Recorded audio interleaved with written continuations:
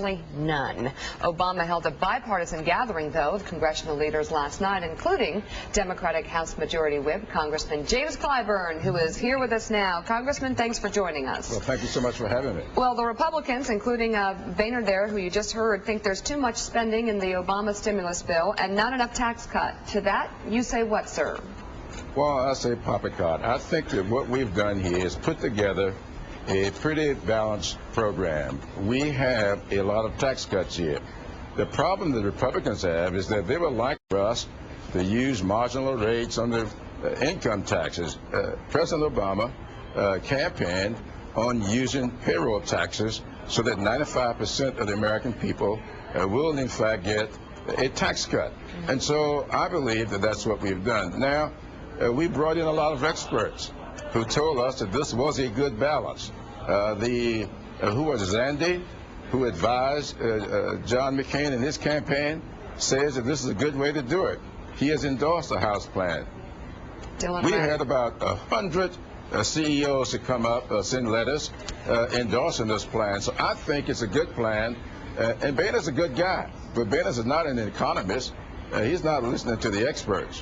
What assurances can you give the American people that we're not going to see a TARP take two? And what I mean is there is this crisis environment around the legislation. Last time around, we were told we got to get it done. We got to get it done now. It's going to be a disaster. We basically got no structural or systemic oversight for that money. We're now going to do whatever this is going to end up being, call it $1 trillion or $800 billion.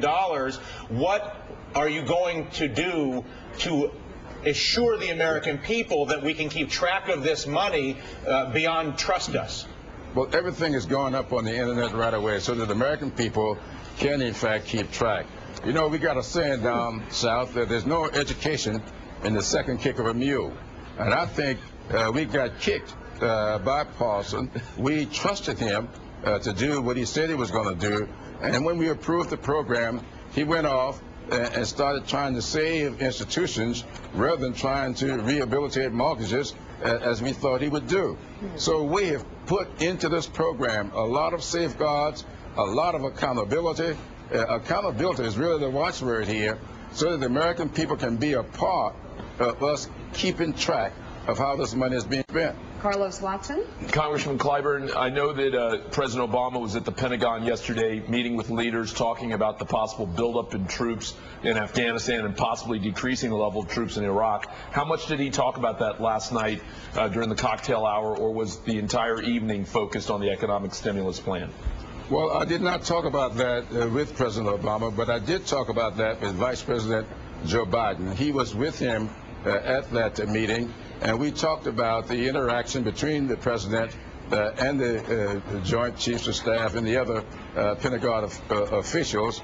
And he told me that it was a very cordial meeting, a very sobering meeting, and a very, I think, productive meeting. And so we didn't get into the details of what they talked about, but Vice President Biden told me that he thought it was a very productive meeting. Congressman, let me ask you, do you still think that we will draw down the troops within roughly 16 months, as President Obama suggested as a candidate during the campaign, or right now are they setting expectations that it could take longer?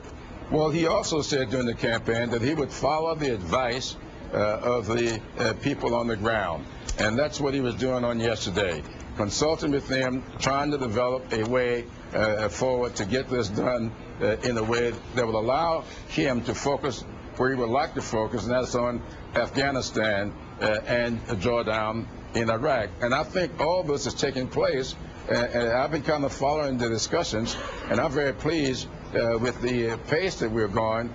I don't want to see him rush into anything. We want to get this thing done right, just like we're trying to do with the economy. So there's no need to try to hold fast to a 16-month timetable when you can take your time and do it in 18 months. Congressman Clyburn, Willie Geist here. I want to return to the stimulus package for just a second, because you got no Republican votes. Not one. One of our earlier guests suggested this was not about Barack Obama. This was about settling old scores, sending a message to Nancy Pelosi and to Harry Reid. Do you adhere to that argument? No, I don't think that at all. I think this was about playing to the base. This is about listening to political hacks and to other blowhards rather than listening to the experts. I don't think that Nancy Pelosi was the object of the vote at all, any more than the last time we had this kind of a problem economically. It was back in 1993, and for some strange reason, we didn't get a single Republican vote back then. But it worked, and it worked very well, and we had a very, very productive growth in our economy. Some people say the most productive years that we've ever had in the last half century. So just because you get bipartisan support doesn't mean it will work. And just because you don't get it doesn't mean it will fail. None of us know exactly where we will go with this. We're using the best minds in the country. We're bringing in the experts, and we're trying to follow their advice. And that's what the Speaker Pelosi was doing, and that's what we did when we got 244 votes. And so I think that was a very good vote when we only needed 218. Congressman, any chance the blowhard to which you're referring is Rush Limbaugh? Yeah, I'm just wondering. Well, you know, just curious. I try to be the Southern gentleman. Okay, good.